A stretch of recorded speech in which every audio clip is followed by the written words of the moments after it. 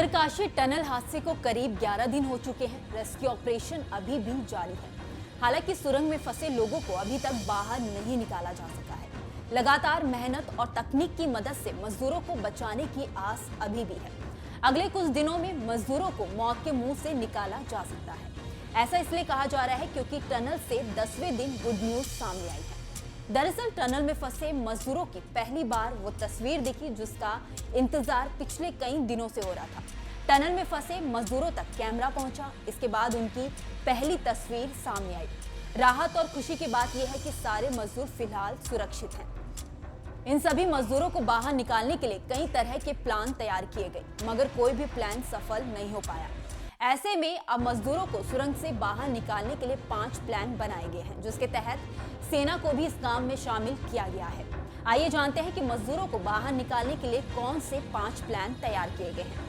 पहला प्लान है horizontal drilling. राष्ट्रीय राजमार्ग अवसंरचना विकास निगम लिमिटेड की एक टीम शुक्रवार को मलबे के माध्यम से 22 मीटर की खुदाई के बाद एक रुकावट आने के बाद सिलकियारा की ओर से सुरंग के मुहाने से ड्रिलिंग फिर से शुरू करेगी। यह पहला बचाव पाइप था जिस पर काम चुनौतियों से भरा रहा है।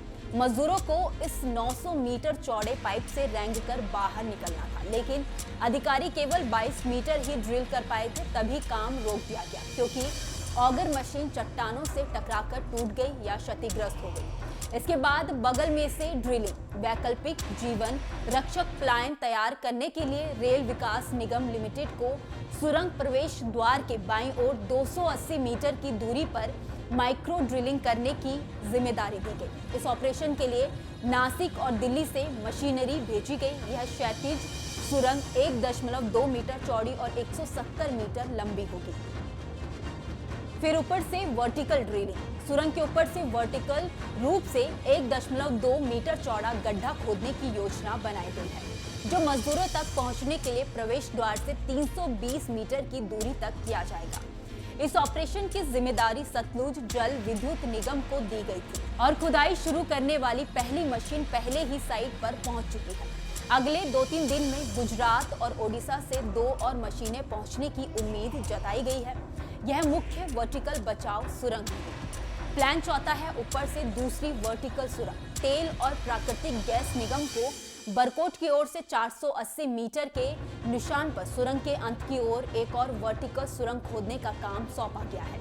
यह सुरंग लगभग 325 मीटर गहरी होगी और इस ऑपरेशन के लिए मशीनें अमेरिका, मुंबई और गाजियाबाद से लाई गई थी। इसके बाद हॉरिजॉन्टल बचाव सुरंग पारंपरिक ड्रिल और ब्लास्ट विधि का उपयोग करके टिहरी हाइड्रो डेवलपमेंट कॉर्पोरेशन द्वारा सुरंग के बड़कोट छोर से 483 मीटर लंबी लेकिन संकरी सुरंग बनाई जाएगी और यह एक और बैकअप योजना है और इस पर काम अभी शुरू होना फिलहाल बाकी है।